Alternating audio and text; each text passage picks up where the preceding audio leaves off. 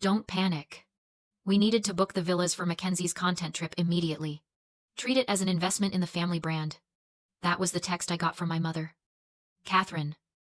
At 11:42 p.m. On a Tuesday. I stared at my phone screen. Illuminated in the darkness of my freezing Minneapolis studio. The fraud alert from my business bank was still glowing above her message. $24,800 charged to Amalfi Luxury Concierge. $24,000. That was my tax savings. That was my operating capital for the next 3 months. And my mother was calling it an investment in my sister's brand. Mackenzie. The 26-year-old influencer, whose brand consisted of latte art and filtered selfies. I sat there, wrapped in a blanket because the radiator in my apartment had been broken for 3 days. And I felt something snap. It wasn't loud. It wasn't dramatic. It was just a quiet, clean break inside my chest. They had crossed the line. Before we see how Violet handles this betrayal, drop a comment below. What is the most unreasonable thing a family member has ever expected you to pay for? I read every story. I didn't call them. I didn't scream. I didn't cry. Tears are for people who still have hope that things can change. And in that moment, sitting in the cold, I realized I had absolutely none left. I opened my banking app. My fingers were stiff, but steady. I clicked on the transaction. Report fraud. Unauthorized activity. Criminal. The app asked if I wanted to lock the card. I clicked yes. It asked if I wanted to press charges if the perpetrator was found. I clicked yes. I wasn't just disputing a charge. I was initiating a war. Then I opened my contacts list. I scrolled past Mom. Past Dad. Past Mackenzie. I stopped at a name I hadn't dialed in 5 years. Mr. Henderson. The wealthy neighbor my parents had spent a decade hating. Purely because his lawn was greener and his cars were newer. I pressed call. It rang twice. Violet. His voice was surprised. Rough with sleep. It's late. I know. I said. My voice calm. Almost unrecognizable to my own ears. Mr. Henderson. I have a proposition for you regarding the Lake Minnetonka property. But we need to meet tomorrow. Alone. He paused. Is everything all right? Everything is about to be corrected, I said. I hung up and looked around my apartment. It was a shoebox. Drafty windows. Peeling paint. A kitchenette that smelled like the neighbor's cooking. I paid $1,200 a month for this privilege. Meanwhile, my parents and sister were living in my lake house. The house I bought as a foreclosure at 24. The house I stripped down to the studs. Rewired. Replumbed. And rebuilt with my own hands over 2 grueling summers. They moved in 5 years ago. Just for 6 months. My father, Dennis, had said. Just until his investments paid out. 5 years. They paid 0 rent. 0 utilities. 0 taxes. I paid the mortgage from this studio apartment. I paid for the heat that kept them warm while I shivered. I paid for the high-speed internet Mackenzie used to upload her lifestyle content. Filming in my sunroom. Pretending it was her family estate. For years. I told myself it was temporary. I told myself I was being a good daughter. But looking at that fraud alert, the truth was undeniable. I wasn't a daughter. I was an invisible ATM. They didn't see me. They only saw the balance I provided. Mackenzie wasn't just lazy. She truly believed she was a celebrity in waiting. And that my money was simply the seed capital she was owed by the universe. And my parents. They were the managers of her delusion. And I was the silent partner they forgot to thank. The cold in my apartment felt different now. It wasn't just the weather. It was the chill of absolute clarity. I walked over to the window and looked out at the streetlights, reflecting on the icy pavement. They were in Italy. Probably drinking wine I paid for. Laughing about how they'd managed to handle me again. They thought they were untouchable. They thought I would just absorb this. Like I absorbed everything else. They were wrong. I turned back to my laptop. I didn't go to sleep. I opened a new spreadsheet. I started listing every asset. Every account. Every password. I wasn't planning a conversation. I was planning an eviction. By the time the sun came up, painting the gray sky with a bruise-colored light, I had a plan. I showered, dressed in my sharpest blazer, and drank my coffee black. The fear was gone. The guilt was gone. All that was left was the cold. The hard resolve of someone who has realized that the only way to stop bleeding is to cut off the limb. I drove to the coffee shop where I agreed to meet Mr. Henderson. He was already there, looking skeptical but curious. "Violet," he said, nodding. "You look different." "I feel different," I said, sitting down. I didn't waste time with small talk. "I want to sell you the lake house. Today. Cash." His eyebrows shot up. "Your parents are living there?" "Not for long," I said.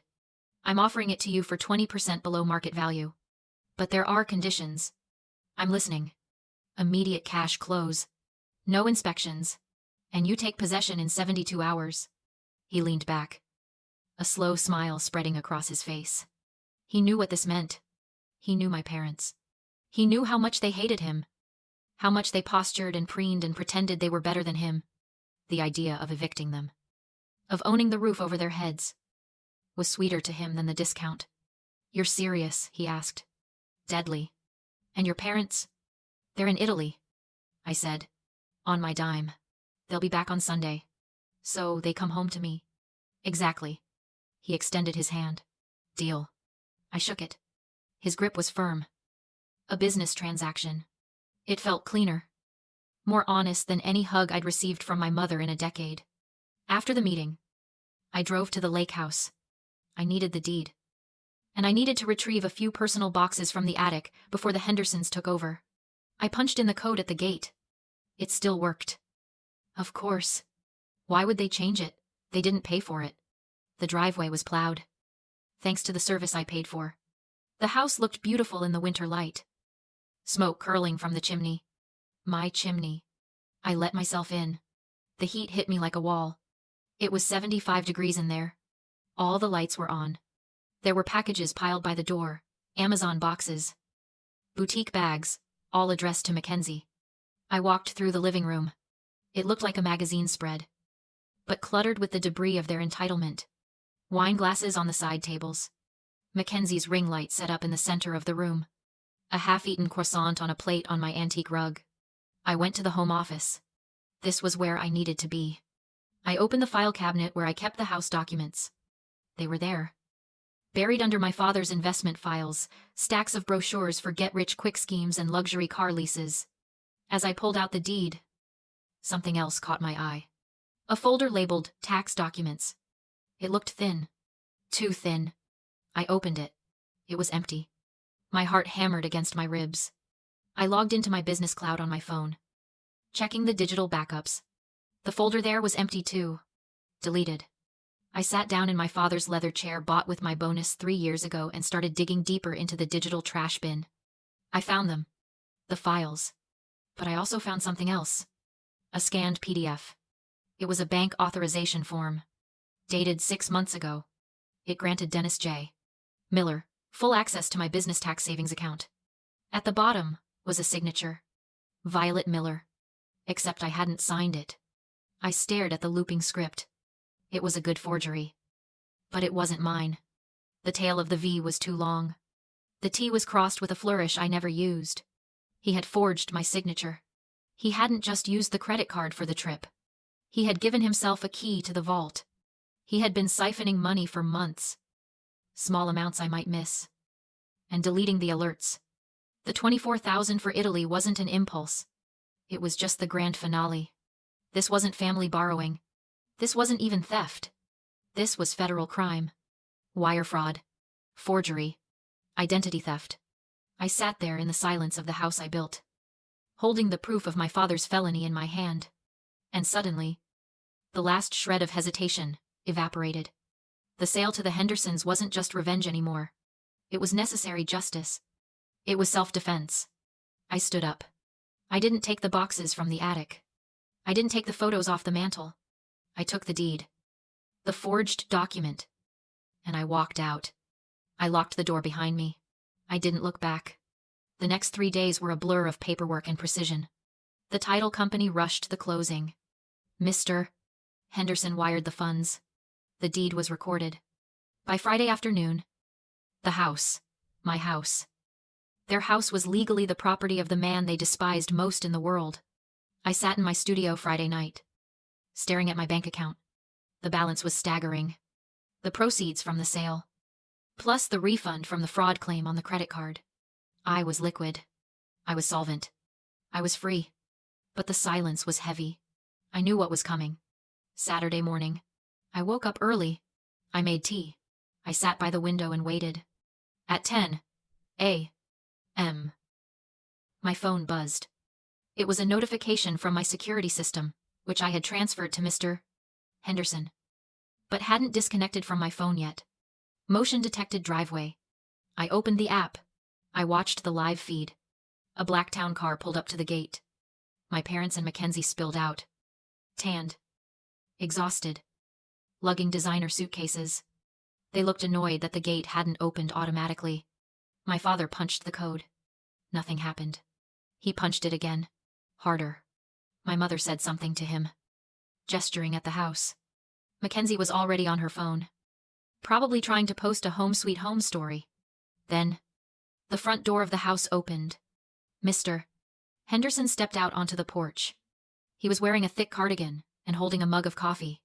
He didn't look angry. He looked delighted. My father froze. I could see the confusion radiating off him even through the grainy video. He shouted something. Mr. Henderson didn't shout back. He just stood there. Calm. Authoritative. The lord of the manor. He pointed to the private property sign at the end of the driveway. My mother grabbed my father's arm. Mackenzie dropped her phone. Then, Mr. Henderson pulled a piece of paper from his pocket, a copy of the deed, and held it up. He said something short and final. I couldn't hear it, but I could read the body language. Get out. My father lunged forward, grabbing the gate bars, shaking them. Mr. Henderson pulled out his phone. He was calling the sheriff. I watched my family unravel. My mother slumped against the car. Mackenzie was screaming, stomping her foot like a toddler. My father looked small, impotent, a king without a castle. I closed the app. 10 minutes later, my phone began to ring. Catherine? I let it go to voicemail. Then Mackenzie. Then Dennis. Then Catherine again. The voicemails started rolling in. I didn't listen to them yet. I waited until the notifications piled up. A digital monument to their panic. 29 missed calls. 14 voicemails. Finally, I picked up the phone. I clicked on the transcript for the last voicemail from my mother. Violet. Pick up. There has been a terrible mistake. The Hendersons are in the house. They say they bought it. They say you sold it. Where are we supposed to go? We have nowhere to go.